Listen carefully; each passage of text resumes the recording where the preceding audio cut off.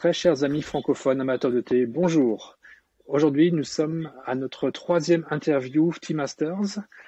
Nous avons la chance et l'honneur d'accueillir aujourd'hui Jean-Philippe Muvien, qui est caviste à Cagnes-sur-Mer. Il est également connu des gens qui suivent mes leçons hebdomadaires comme Cave Millésime, son pseudo sur Facebook.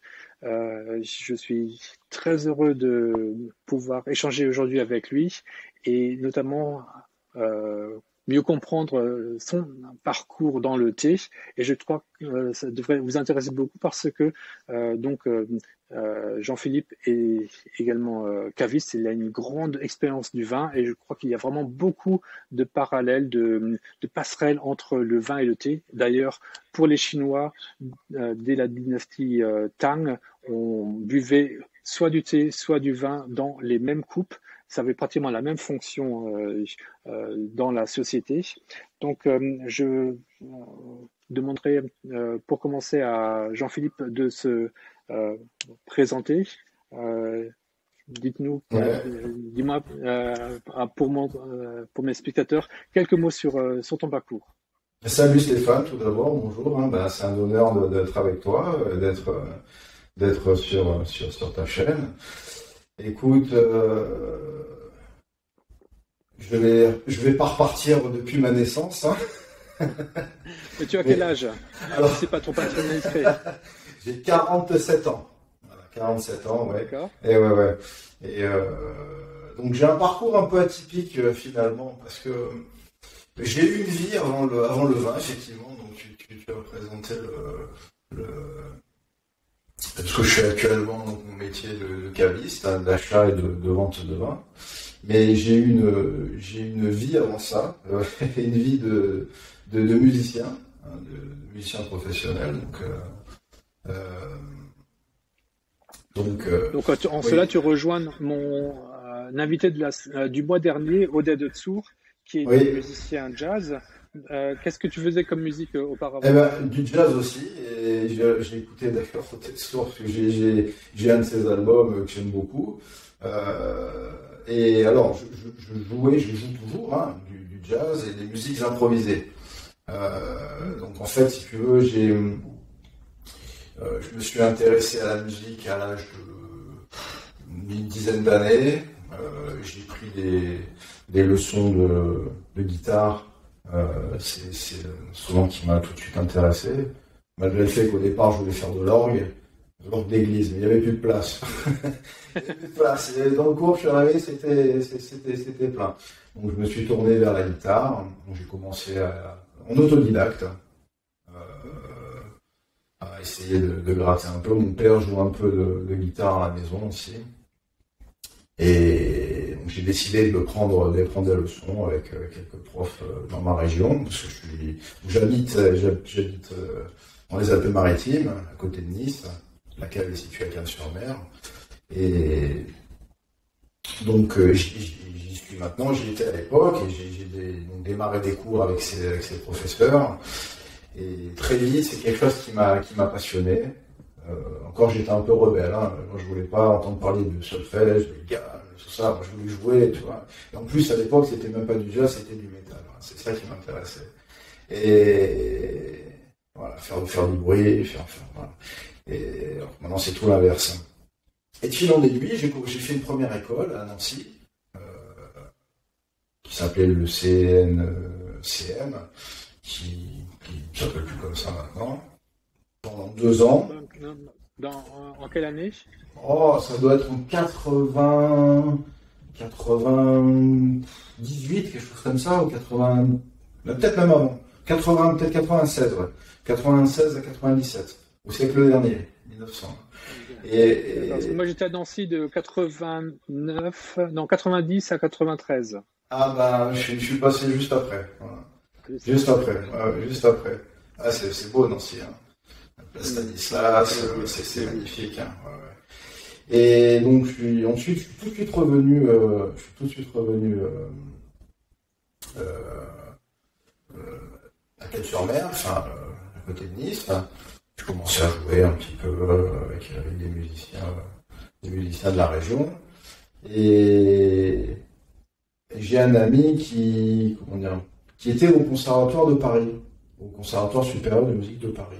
Bon, j'avais déjà fait pas mal de choses, je jouais avec pas mal de musiciens, et à ce moment-là, je m'étais dit, pourquoi pas essayer le concours, sans vraiment y prêter plus d'attention que ça. Enfin, je me suis dit, on va essayer. Et beaucoup de monde en plus, Et donc, c'était un concours très long, très difficile, parce que c'était 3 tours, 3 étapes. Et à ce moment-là, je vois qu'à la première étape, ça fonctionne. Formidable. On va continuer. La deuxième étape, toujours OK. La troisième étape, OK, vous êtes reçus. On a démarré à plusieurs centaines, on a fini une petite dizaine. Voilà. C'était dans les années 99. À partir de 99, donc j'ai été reçu au Conservatoire national supérieur de musique de Paris. Et c'est là que j'ai rencontré mes professeurs, qui sont devenus plus tard des partenaires de musique et des amis, comme Daniel Humer, François Janot, Ricardo Delfra, François Desberges, Hervé Célin, et beaucoup d'autres merveilleux musiciens. Donc les études ont duré 4 ans. Voilà, 4 années d'apprentissage et de choses très intéressantes. Paris est une belle ville, j'ai pu voir beaucoup de choses, le cinéma, les musées, l'architecture, en plus de la musique. Et donc ensuite, est-ce que c'est à Paris que tu as découvert le thé? Alors non, pas encore. Je ne buvais pas du tout de thé. Non, pas du tout de thé. Oui, c'est pas vraiment une boisson de musicien français. Non, on buvait, je pense, plus. Je buvais pas grand-chose du vin. Je m'intéressais pas vraiment pas au thé. Non. Donc ensuite, j'ai joué et enregistré des disques sous mon nom et avec ces musiciens, fait des tournées, des concerts. Et au bout d'un moment, le métier de la musique commençait à être assez difficile. J'arrivais à une période de transition où le CD ne se vendait plus, il y avait quand même moins de concerts, même à très haut niveau, c'était quand même plus difficile. Et à ce moment-là, mon père partait à la retraite. On est dans les années, on a fait un bon temps, on est vers 2007, 2008. Mon père partait à la retraite et m'a proposé de reprendre la boutique, la cave. À ce moment-là, je lui ai dit non, tout de suite. Je lui ai dit non, je fais de la musique, ça m'intéresse pas. Et ensuite, l'idée a mûri, s'est consolidée et finalement, je me suis dit pourquoi pas. Au début, j'ai juste travaillé en tant que, on va dire, apprenti. Mon père était encore présent. Et donc, j'ai découvert vraiment l'univers du vin à ce moment-là. J'ai découvert Donc, il y a une quinzaine d'années, quoi, environ. Oui, c'est ça. Ouais, c'est ça. Alors, la boutique existe depuis 1995. Donc, j'étais au contact, j'étais au départ, quand j'étais jeune, je m'amusais à tenir un petit peu la boutique sur certains jours, enfin, j'étais quand même toujours présent. Voilà. J'étais toujours présent. Et ensuite, mon père est parti à la retraite vers 2011. Mais donc, oui. Dans la maison, il y avait toujours du vin au repas. Le père, j'imagine, comme il était vendeur de vin, il devait bien également enseigner le vin à la maison durant les repas. Oui, mais c'était discret en fait. C'était que avec mon père, ça a toujours été comme ça. C'est une sorte de mise en contact avec les éléments, on va dire, et débrouille-toi. Débrouille-toi, ça a toujours été un peu ça. Donc, même, je me rappelle, dans la boutique au départ, il m'avait lancé, il m'a dit, allez, maintenant, débrouille-toi avec... c'est à toi d'aller chercher les informations. Et je trouve que c'est une bonne chose. Ça permet d'aiguiser la curiosité, d'aller chercher les informations par soi-même, plutôt qu'elles soient juste simplement transmises. Et ça a éveillé en tout cas ma curiosité. Mais le travail a de toute façon énormément changé dans le temps. Ça a beaucoup changé entre le moment où lui était actif et maintenant tout a changé. Donc, ça m'a permis, oui. Dans Oui. dans le thé aussi, il y a toujours une part de travail qu'il faut faire soi-même. Tout n'est pas pré-mâché. Hein. Notamment mon prof, hein, T. Parker, il nous fait toujours faire des recherches avant les cours pour qu'on lui présente ce qu'on a réussi à trouver, et puis après il nous corrige, et puis il nous donne encore plus d'informations que lui il a. Mais si on n'a pas fait un peu de travail au départ, il trouve qu'on ne s'est pas assez intéressé, puis à ce moment-là, ce qu'il va nous dire risque de passer au-dessus, quoi. Surtout si on a fait un travail au départ que ça va plus rester, quoi. Ouais, c'est vrai.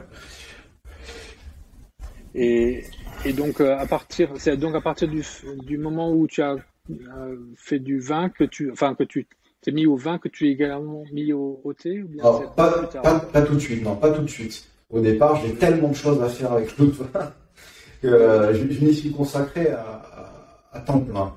Découvrir les domaines, découvrir qui sont les vignerons, comment ils travaillent, les différentes régions, les différentes appellations. Bon, au départ, c'était quelque chose qui était vraiment à la mode. J'ai beaucoup travaillé sur le bordelais au départ. Voilà. Le côté très classique du vin intéressait beaucoup les clients, en plus à l'époque. C'est toujours le cas, et donc l'apprentissage des domaines, des différents cépages, de connaître voilà tous les châteaux. Bon, ça a pris un moment, et ensuite ouvrir aux autres régions en goûtant. Alors évidemment, c'est comme avec le thé, il faut goûter énormément de choses pour construire l'image qu'on en a du vin, et à la fois c'est avec la dégustation qu'on arrive à étalonner les différents vins et tout ce qu'on a goûté dans sa vie pour arriver à peut-être essayer de reconnaître la région, le cépage, l'année, enfin, encore que ça reste assez technique, mais essayer d'évaluer les différents vins par rapport aux autres, sans les avoir forcément tous à disposition au même moment. Donc ça a pris du temps, et au bout d'un moment, après avoir goûté énormément de choses dans le vin, un peu par hasard, sur internet, je me rappelle, c'était en 2013, j'étais tombé sur ton site. Je crois que ça doit être ces années-là, hein. Il me semble bien. Si je ne dis pas de bêtises, peut-être que c'était bien actif à ce moment-là. Ah, bah, je suis actif depuis 2004. Ouais, voilà, Donc, 2013, oui, c'est ça. Donc c'est ça. Donc en 2013, ouais, c'est ça. En 2013, j'étais tombé sur ton site. Je sais plus comment on va lire, mais et j'avais l'impression que, je sais pas, j'avais peut-être quelque chose à découvrir, comme je l'avais fait avec le vin. Alors, je me rappelle, je t'avais commandé des petits scoops, peut-être un petit gaiwan et un peu de houblon frais. Et quand j'avais reçu tout ça, je me suis dit, mais qu'est-ce que je vais faire? Qu'est-ce que je vais faire avec ça?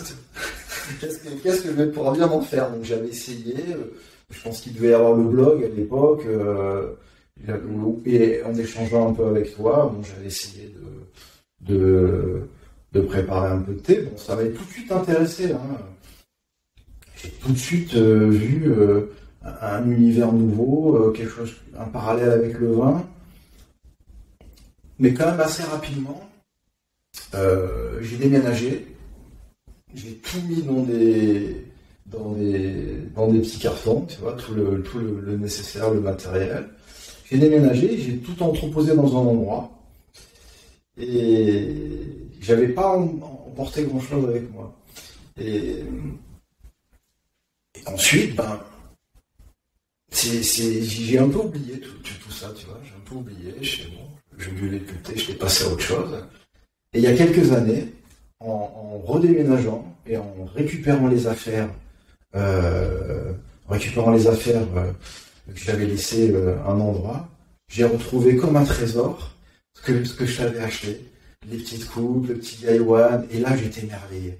J'étais émerveillé de retrouver ça des années après, ça n'avait pas bougé. Tu vois, le temps avait fait son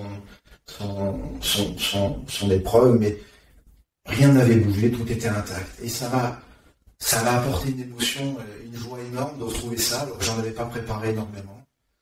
Et je me suis dit, il faut absolument, je me suis bien dit d'ailleurs, ça s'est fait comme ça. Il faut absolument que je m'y remette. Et je suis retourné, en plus je recevais encore tes messages, des newsletters. Et là, je me suis dit, je vais m'y mettre plus sérieusement. En plus, toi, tu as eu l'idée extraordinaire de proposer les cours,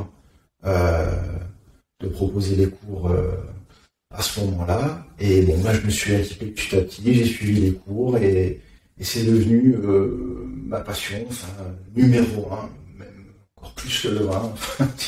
c'est devenu pour moi un art de vivre incontournable. C'est quelque chose qui structure ma vie au quotidien et quelque chose qui m'émerveille.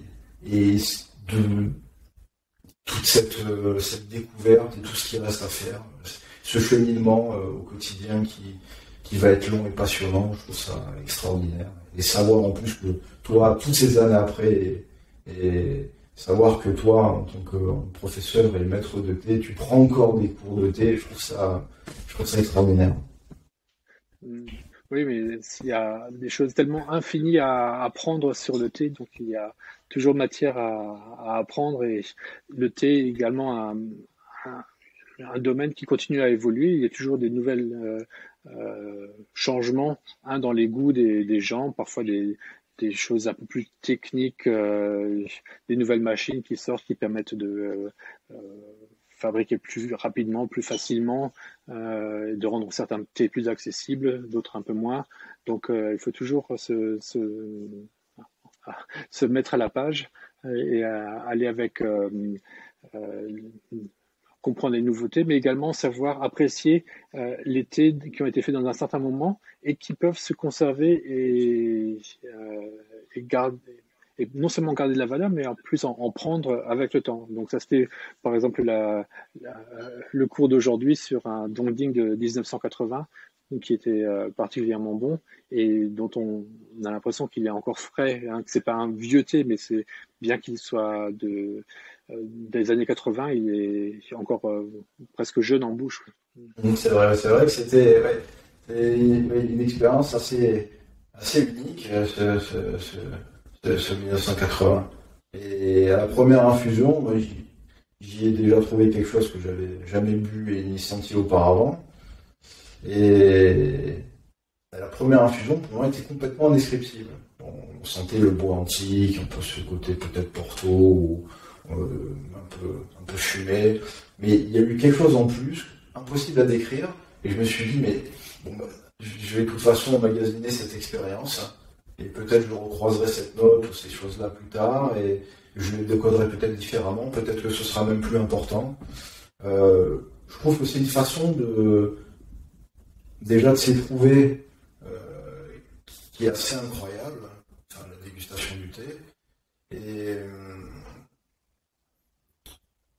Et ça, j'ai l'impression que c'est une sorte de révélateur de l'état dans lequel on se trouve. C'est l'impression de faire des allers-retours entre ce que je prépare, ce que ça me renvoie, ce que je constate.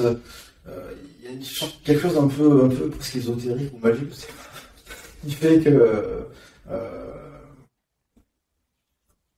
c'est très dur à expliquer parce que c'est une notion qui est tellement fine, tellement propre. C'est difficile de mettre des mots là-dessus, mais en tout cas, ça permet pour moi de m'éprouver quand même énormément et à la fois ça me renvoie une image. J'ai l'impression que ça renvoie l'image, presque de ce que je suis. Je sais pas si je peux dire ça comme ça, mais en tout cas d'essayer de comprendre ce que je suis à travers le thé et essayer de comprendre la nature, les choses, les formes. C'est encore difficile pour moi de mettre des mots et de comprendre cette expérience. Je le ferai peut-être avec le temps, hein. Mais je trouve ça en tout cas extraordinaire. Ce que moi j'ai fait l'expérience en cours, l'avantage d'être en cours avec plusieurs personnes à la fois, c'est que chaque personne a un peu une personnalité différente. Et on voit certaines personnes sont un peu plus calmes, d'autres sont un peu plus agitées, d'autres nerveux. Et parfois, certaines personnes sont malades, pas en bonne forme. Et quand on fait à tour de rôle le même thé, on peut souvent sentir cet état d'esprit des gens dans le thé, hein. Une personne qui est trop nerveuse, C'est ça. son thé ne va pas avoir la même harmonie qu'une personne qui est calme et qui va verser de manière très calme l'eau sur les feuilles. Donc ça, c'est quelque chose dont j'ai fait l'expérience vraiment de manière hebdomadaire, hein, à chaque cours, que la personnalité de la personne et puis son niveau d'expérience à bien maîtriser le flux de l'eau va avoir un impact vraiment considérable sur la qualité du thé et on peut sentir donc pratiquement son parcours et son état d'esprit quand elle fait le thé. Ah ouais, ouais. Effectivement, il y a vraiment beaucoup de cela dans le thé, mais il faut également avoir une sensibilité suffisante pour pouvoir le sentir. J'ai également fait le thé à des très bons amis euh, qui sont restés très froids par rapport au thé. Bon, tiens, merci, c'est bon, mais ça les a pas émus. Mais il faut également avoir une certaine sensibilité pour pouvoir être touché. Et je pense que ton expérience de musicien t'a donné cette sensibilité supérieure, particulière, euh, que beaucoup n'ont pas, et qui se révèle maintenant dans le thé. Et c'est très vrai ce que tu dis. Alors, Oui, excuse-moi. Et, et, non, bah, et, vas-y. et à la fois,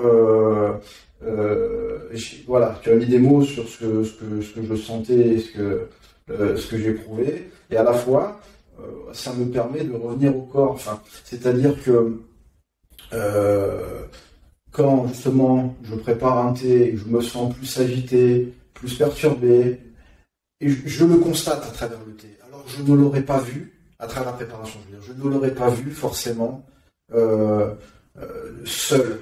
Et en faisant cette préparation, je constate l'état dans lequel je me trouve et ça permet de changer les choses à travers le thé et de revenir à un état plus calme, plus serein. Et à ce moment-là, c'est en cela que je pensais, je cherchais à décrire pourquoi c'était le révélateur de l'état et comment on pouvait euh, revoir les choses et modifier sa façon de voir les choses à travers l'image que nous donne le thé dans l'instant. Et ça, je trouve ça extraordinaire. Et je vois pas avec quoi j'ai fait cette expérience. Si, si, en fait, si, je vois. 2013, c'est une année charnière pour moi, parce que c'est l'année où j'ai découvert la pratique du zen aussi, la pratique de zazen. Et, Mm. et c'est formidable, parce que c'est un parallèle extraordinaire avec aussi ce qu'on fait. Je pratique zazen depuis 2013, donc. Et c'est un échange entre le zen, le zazen, le thé, et tout se consolide. Tout se consolide ensemble, pour faire peut-être plus qu'un d'ailleurs, et il structure ma vie au quotidien et me permet de comprendre les choses et peut-être me comprendre un peu mieux et comprendre cette boisson qui est magique. Bah, une coupe de thé et puis le zen, c'est la même chose, hein. Il y a une devise comme ça en japonais. Euh, et effectivement, je trouve aussi que le fait de préparer de manière calme, euh, être dans l'instant, accepter qu'on fait des erreurs, mais en même temps vouloir euh, accepter ces erreurs et ensuite prendre ce qu'il y a de mieux, ce qu'on arrive à faire avec le thé, c'est une activité vraiment très méditative, hein. Et euh, la méditation, c'est un bon apprentissage, je trouve aussi pour le thé. On n'est pas obligé d'en faire une méditation, mais il y a effectivement beaucoup de parallèles et ça peut vraiment aider à apprécier le thé et puis à se calmer parce qu'il y a tellement de finesse et d'arômes très subtils qu'il faut savoir se poser pour les apprécier, hein. Dans une vie agitée, on n'y arrive pas. Donc, je pense que c'est également ça euh, qu'il y a, que tu trouves comme avantage, bien comme utilité dans le thé. Oui, et puis évidemment, grâce à toi, grâce à tes cours, tout ça me permet de cheminer dans ma vie. Ce cours est très important pour moi, hein. Et j'encourage d'ailleurs tout le monde. Et j'en parle à mes clients. J'en ai encore parlé à des clients hier. J'ai donné l'adresse parce que au magasin j'ai un autre tchatchi. Les gens voient ça, tu vois. Ils me demandent d'ailleurs si je veux amputer. Je dis non, mais on en parle. Et je leur explique à quel point c'est important dans ma vie, s'ils sont curieux de l'entendre. Voilà. Et je te remercie vraiment infiniment pour ces cours, qui me permettent de cheminer, d'avancer. Ouais. C'est moi qui te remercie pour la pub que tu me fais comme ça à tes clients. J'espère qu'ils vont rester quand même à boire des bons vins, parce que c'est complémentaire. C'est complémentaire, en effet. Bien sûr. Évidemment, je ne veux pas du tout opposer l'un à l'autre. Je pense que dans certaines occasions, surtout quand on doit prendre la voiture, il vaut mieux boire du thé avant plutôt que de boire du vin. Mais il y a des moments à la maison, des moments festifs où une coupe de vin a aussi beaucoup de charme et apporte beaucoup. Surtout moi qui suis à l'étranger, boire un bon vin alsacien, ça me ramène à la maison pratiquement. Hein, et pour moi, ça n'a pas de prix de pouvoir, à l'aide d'une coupe de Riesling ou de Gewürztraminer, de pouvoir avoir l'impression d'être en Alsace à la maison. Il y a un parallèle énorme de toute façon. Que le travail qui est fait par les producteurs, les bons producteurs de vin, arrivent ils arrivent à sortir quelque chose d'assez magique de leur terroir, l'image du terroir. Voilà, c'est ce qu'ils cherchent à trouver, nous ce qu'on cherche à sentir dans la dégustation. Et on est actuellement à un niveau des vins qui est, à mon avis, inégalé. Enfin, jamais dans l'histoire du vin, on est arrivé à goûter des choses à ce niveau-là. Et je vois un parallèle dedans, parce que la dégustation du vin, du thé, me permet aussi peut-être d'essayer de comprendre les notions de différents terroirs. J'y reviens aussi avec le vin, je fais un parallèle entre les deux, et quelque part ça me permet aussi de mieux expliquer les choses aux clients et aux gens passionnés par le vin à travers le thé, et aussi voir des choses de grande qualité, des choses très pures, me conforte dans l'idée qu'avec le vin, les gens doivent aussi boire des choses d'extrêmement fin. Les gens devraient boire des choses d'extrêmement bonne qualité, en petite quantité, modérément, mais chercher vraiment les choses les plus intéressantes possibles. Et c'est ce que je fais de plus en plus, de proposer vraiment que des choses un peu plus ornantes, un peu plus les plus intéressantes, avec des terroirs vraiment magnifiés, avec un travail de vigneron un peu hors du commun. Et d'ailleurs, les gens viennent chercher ça maintenant de plus en plus. Le travail du caviste a changé énormément. Je ne cache pas qu'il y a 25-30 ans, les gens buvaient plus, des choses de moins bonne qualité, et ça a changé, mais fort heureusement. Maintenant, les gens qui font la démarche de venir en cave, c'est parce qu'ils viennent chercher des choses un peu différentes, un peu exceptionnelles, un peu hors norme. Et on n'a jamais eu autant de choses intéressantes à proposer que maintenant. C'est une période qui est extraordinaire pour le vin. Et voilà, travailler et comprendre les différents terroirs du thé, ça me permet aussi d'affiner mon expérience du vin. Est-ce que d'ailleurs tu manges épicé bien? Est-ce que tu fumes? Non, pas du tout. Des cigarettes. Des cigarettes. Ah non. Parce que ça, c'est également quelque chose qui va tuer beaucoup de papilles dans le palais. Et donc, pratiquement, personne que je connais dans mes cours de thé ne fume. Hein, parce que si on fume, déjà, ça anéantit la moitié de la capacité d'analyse des arômes du thé. Donc les personnes qui fument, elles n'ont pas la possibilité de goûter à la subtilité du thé. J'imagine pas non plus à la subtilité des vins. Non. Et même au niveau des des plats. Il y a peu de gens qui mangent très épicé. Parce que pareil, les épices, ça va anesthésier beaucoup de papilles et donc ça t'empêche de goûter beaucoup de finesse dans les arômes. Et donc la plupart des gens, en tout cas quand on fait des dégustations de thé et de plats, on ne va pas prendre des plats qui vont être épicés parce que sinon ils vont anéantir tous les goûts du thé, quoi. Et même au-delà de ça, moi j'utilise pas de parfum. Parce que le parfum pour moi va à l'encontre lors d'une dégustation, mais que ce soit de vin, de thé, si j'ai un parfum sur moi ou il y a un parfum environnant, je trouve que ça rentre en conflit avec la dégustation. D'ailleurs, je me rappelle d'un vigneron qui a envoyé des messages à tout le monde. Merci de ne pas venir parfumer lors des dégustations. C'était très important pour lui. Et ce que je conçois, mais j'utilise très peu, j'ai pas de parfum dans la maison. Quand je lave des choses, j'utilise des choses sans parfum. Je préfère dissocier les deux. Si je veux sentir des parfums, je vais le faire isolément, mais je veux pas sentir quelque chose pendant les dégustations. D'ailleurs, je me rappelle une fois où tu nous avais fait un cours et tu parlais des encens, et l'art des encens. D'ailleurs, je me rappelle, ça m'avait paru absolument inaccessible. D'ailleurs, au niveau des tarifs, et ce qui était le véritable encens, je pense d'ailleurs ne jamais avoir fait cette expérience.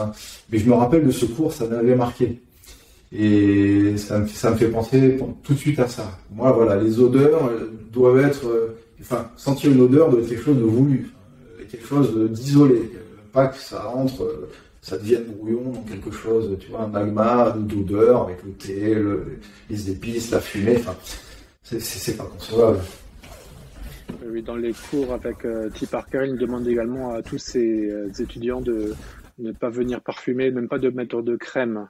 Et pour moi, ça va encore, mais il y a beaucoup de femmes dans ces cours. Pour elles, c'est un peu plus difficile. Ouais, je comprends, mais c'est vrai. Effectivement. Parfois, j'utilise un petit baume à lèvres l'hiver, et parfois j'oublie, je vais boire du thé après. Quand je le mets, je me dis, il faut absolument que j'enlève ce truc parce que ça parasite complètement la dégustation. Et ouais. Est-ce que tu pourrais nous dire quels sont tes préférés actuellement? Écoute, déjà, tout l'été Alors, c'est une question. Vin, c'est compliqué. Oui, j'aime déjà tout l'été de ta sélection. J'ai goûté pas mal de choses. Déjà tout l'été qu'on a goûté lors des derniers cours, c'était formidable. On a pu voir vraiment les différences entre les terroirs, les années, les profils différents. Alors, c'était issu du même fermier. Bon, alors, on va parler de celui du jour, le 1980. Je l'ai trouvé assez exceptionnel. Après, il m'était préféré pour les houblons frais, c'est sûr que j'ai pu goûter au 104K, 101K, 95K.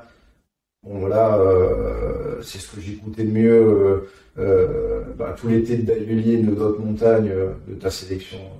Je trouvais ça extraordinaire. Après, j'aime aussi beaucoup l'été rouge de Baillet. J'aime tous les Baojong que j'ai goûté. Franchement, j'aime tout l'été que tu proposes. Tous, j'ai envie de dire tous parce que c'est tellement bien sélectionné, ils ont tous quelque chose à apporter. Voilà.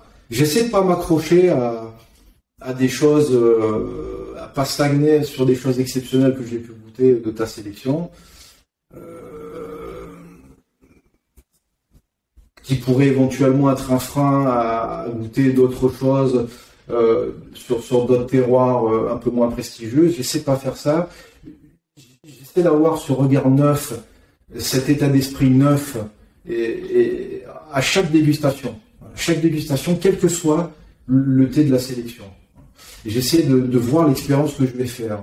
Alors, c'est sûr qu'avoir goûté des choses un des terroirs un peu d'exception, ça va structurer ma dégustation. Je vais emmagasiner les informations et arriver peut-être à étalonner les uns par rapport aux autres, par rapport aux souvenirs que j'ai fait et que j'ai de certains thés. Mais j'ai envie de te dire, voilà, tout ce que j'ai goûté, je trouve ça formidable. Du oolong frais de tous les jours au thé de haute montagne, de la Yulin, j'aime tous les goûter. Ouais. Il y a un moment pour chaque chose. D'ailleurs, je me demandais quelque chose. Comment est-ce que tu abordes le thé dans la journée? Je me demandais ça, tiens, il y a quelques jours. À quel moment on pourrait boire tel type de thé? Le matin, quand les papilles sont pas encore trop réveillées, qu'est-ce qu'on peut boire? Puis après, vers midi, quand les papilles ont déjà un peu goûté quelque chose, qu'est-ce qu'on peut boire? Ensuite, dans l'après-midi, dans la soirée, qu'est-ce qu'on peut boire? Qu'est-ce qu'il y aurait comme fil conducteur? Par quoi on peut commencer? Quel type de thé on peut finir? Ça m'intéresserait d'avoir ton retour là-dessus. En fait, ça c'est très large comme question parce que ça va également évoluer avec les saisons.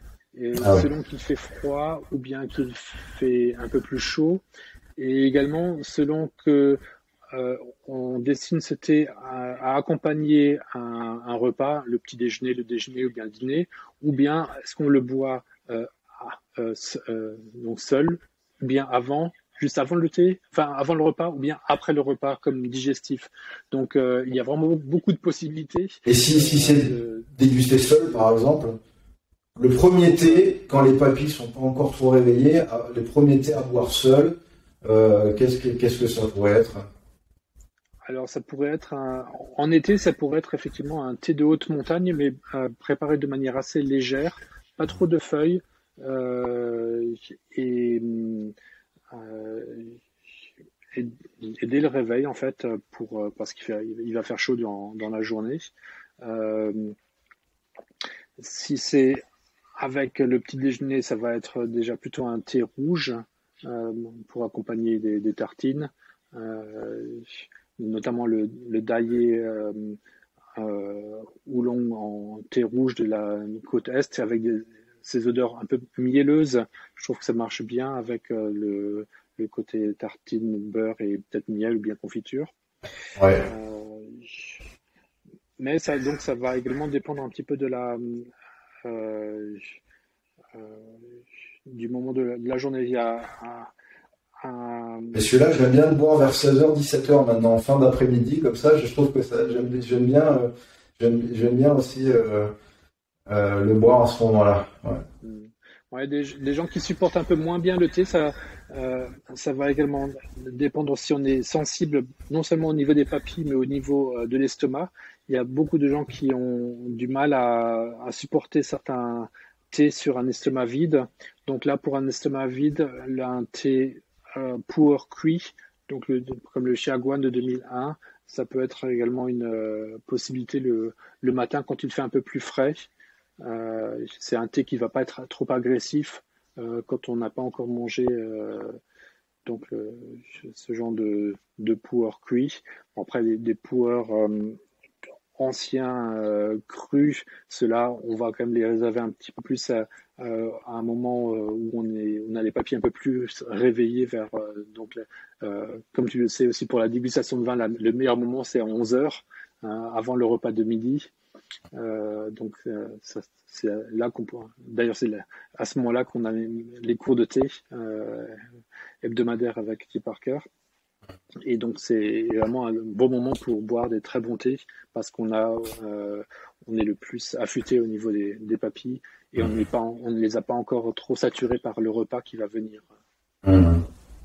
D'accord. Ouais, mais tu vois, ce qui est extraordinaire dans les cours que tu fais, dans ces échanges, c'est qu'il y a toujours constamment de nouvelles informations à attraper comme ça au vol.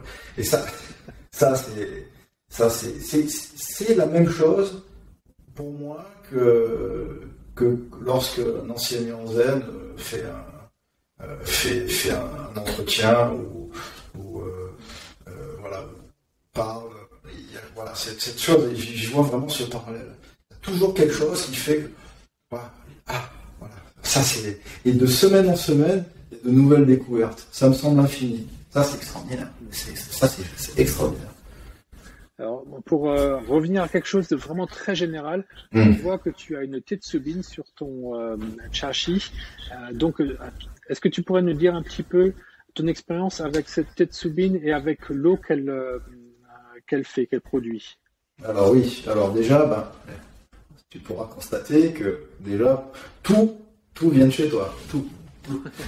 La Tetsubin, le Zonshui, les coupes, les châteaux qui sont très très jolis en étain, la théière, la petite soucoupe, le thé, la petite jarre, voilà. Donc là, voilà, ça me fait un joli chachi. Alors, donc cette Tetsubin que tu m'as trouvée, elle est assez récente. Hein. Je l'ai depuis peu de temps. Jusque-là, j'utilisais une bouilloire du commerce. Je sais pas en quoi c'est, en métal, avec peut-être. Ils prétendent qu'il n'y a pas de plastique à l'intérieur, mais en tout cas, je me suis aperçu qu'il y avait un goût. Il y avait de toute façon un goût, et je pensais qu'au bout d'un moment, j'avais besoin de faire l'expérience d'autre chose. Donc c'est pour ça que je t'ai demandé de me trouver une Tetsubin de qualité, tu as la gentillesse de le faire. Donc alors je la trouve très très maniable. Très maniable, il y a le petit support aussi. Elle est très maniable, elle est très légère. Je pense qu'elle doit faire 1 litre 2. Le versement est assez aisé. Alors je suis encore en train de la découvrir, hein, comme un enfant que je vois grandir. Je suis en train vraiment de la découvrir. Alors je sais pas, je pense qu'elle doit avoir peut-être une 50aine d'années. Alors le studio, je sais plus le nom. D'ailleurs, je sais même pas si elle est japonaise ou chinoise. Ça c'est toi qui faut prendre me le dire. Je me rappelle plus. Japonaise. Elle est japonaise, voilà. Et mais voilà, je trouve que ça changeait totalement le profil de la dégustation que j'avais faite jusqu'à présent. Ça apporte une eau bien assez légère. Sur certains thés, ça a l'air d'apporter de la concentration, du moelleux, de la profondeur. Enfin, je fais plus du tout la même expérience avec ce type de Tetsubin que ce que j'avais pu faire jusqu'à présent avec des petits bouilloires avec verseurs très légères qui finalement donnent un goût. Je me suis aperçu que ça donnait un goût à l'eau et après au thé. Donc tu as l'impression que le goût est plus artificiel avec les bouilloires du commerce qu'avec la Tetsubin. Ah oui, totalement, oui. Donc, et il y a un petit goût de... Oui. La Tetsubin, elle est un petit peu rouillée à l'intérieur. Ah oui, elle est bien rouillée. D'ailleurs, rappelle-toi, c'était quand même, j'abordais ce chapitre avec attention parce que je me dis, tiens, c'est étonnant, c'est rouillé. Mais finalement, tu m'as expliqué comment faire. À la fin, de laisser sécher, de bien verser quand l'eau est chaude, de bien laisser sécher au fond. De pas remettre de l'eau fraîche tout de suite une fois qu'elle est chaude. Voilà, mais oui, ça. Là, on a un goût qui est quand même très pur. Alors, peut-être que ça va s'affiner encore dans le temps parce que ça fait longtemps qu'elle n'avait pas servi, je ne sais pas, mais voilà, ça me paraît une évidence. En fait, pur, c'est peut-être pas encore vraiment le bon mot. Peut-être que c'est plus naturel. Oui. Pour moi, elle apporte quand même la Tetsubin apporte encore une odeur un peu de fer, bien un goût un peu de fer parce qu'elle est en fonte. Et par rapport à une théière une bouilloire en argent comme celle-ci par exemple, là l'eau va être effectivement très très pure et très légère. Dans la Tetsubin, il y a un goût un peu plus profond, comme tu disais, mais que je trouve en tout cas plus naturel que quand ça vient d'une bouilloire du commerce qui est faite effectivement dans une espèce d'acier plastique, où là l'odeur effectivement a un goût de plastique. Hein. Oui, c'est ça, c'est exactement ça. Pour moi, oui, effectivement, si je le pensais comme étant le même terme pur naturel, effectivement, on va choisir le terme, alors oui, de naturel, mais avec cette moelleux, cette profondeur. Et d'ailleurs, tiens, il y a aussi ce beau jaune tuile que tu m'as envoyé. Je ne sais pas exactement de quand il date. Ça doit être à peu près à peu près un peu plus jeune, une vingtaine d'années.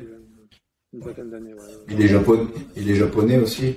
Japonais aussi. Ouais. Il est très léger, hein. J'en ai un autre aussi que tu m'avais vendu, mais celui-là est très léger. Il est très beau, hein. Voilà. Voilà, je crois qu'on a fait le tour pour cette partie et on va se revoir dans quelques instants pour une seconde partie de cette interview en te regardant préparer un thé. Merci beaucoup pour votre visionnage de cette interview et puis on se retrouve dans quelques instants. Merci. Merci Stéphane.